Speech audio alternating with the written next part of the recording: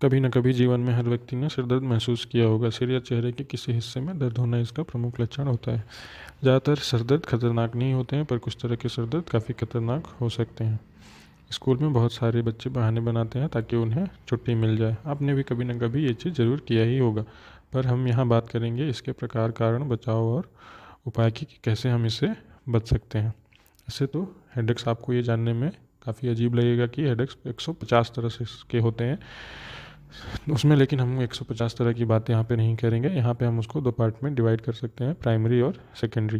Primary में आपका tension headache आता है, माइग्रेन हेडेक आता है, क्लस्टर हेडेक आता है और एनडीपीएच आता है। सेकेंडरी हेडेक को भी हम दो पार्ट में डिवाइड कर सकते हैं, डेंजरस और नॉन डेंजरस। डेंजरस जो होते हैं वो स्पाइनल हेडेक होते हैं या फिर किसी ट्रॉमा की वजह से जो हेडेक होते हैं उनको इस कैटेगरी में डाला गया है।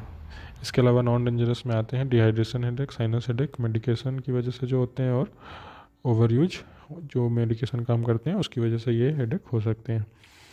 सबसे ज़्यादा होने वाले हेडेक जो होता है वो टेंशन टाइप हेडेक होता है, जो 40% लोगों में होता है। इसके बाद आता है माइग्रेन, जो कि 10% लोगों में पाया जाता है। अब आप पूछोगे क्या हेडेक हेरिडिटरी भी हो सकता है? जी हाँ, बिल्कुल हो सकता है। ये अगर आपके मम्मी पापा को है तो उसकी वजह से आपको भी हो सकता है, और ये स्पेशली माइग्रेन के केसेस में ज़्यादा देखने को मिलता है। अब बात करते हैं इसके क्या कारण हैं। इनके कारणों में नॉर्मल जो हमारा डाइट होता है उससे रिलेटेड है। अगर हम अल्कोहल का ज़्यादा कंजम्पशन करते हैं या फिर तला हुआ मांस खाते हैं तो उसकी वजह से भी ये हो सकता है। या अगर हम कम सो रहे हैं या गलत तरीके से सो रहे हैं, या एक्सरसाइज गलत तरीके से कर रहे हैं, या टाइम पे खाना नहीं खा रहे हैं, या बहुत ज़ोर से छींक रहे हैं, खांस रहे हैं, हंस रहे हैं या रो रहे हैं, तब भी सर दर्द हो सकता है। अब हम बात करेंगे इसकी जांच कैसे कर सकते हैं। अगर डॉक्टर को लगता है कि ये किसी नर्वस सिस्टम से जुड़ा हुआ है तो वो उसको जांच के लिए सीटी स्कैन या एमआरआई के लिए आपको बोल सकता है।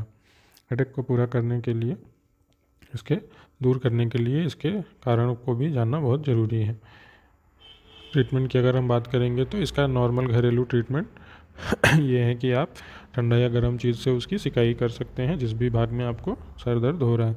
इसके अलावा हम सर, गर्दन या पीठ के ऊपरी हिस्से की मालिश भी कर सकते हैं, या हम इसके अलावा घर में किसी शांत रूम में, अंधेरे कमरे में आराम से आंखें बंद करके थोड़ी देर को लेट सकते हैं, या कभी कभी थोड़ी देर हल्का फुल्का टहलने से भी सर दर्द कम हो जाता है।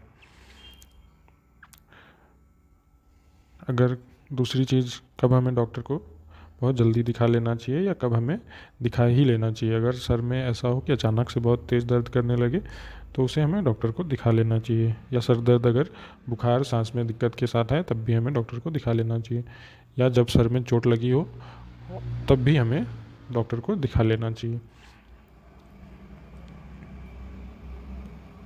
इसके अलावा हम सर दर्द को दूर करने के लिए कुछ दवाओं का भी सेवन कर सकते हैं, जैसे हम नॉर्मल पैरासीटामोल या फिर कोई भी पेन किलर खा सकते हैं, बट इसका यूज़ लंबे टाइम तक नहीं करना चाहिए।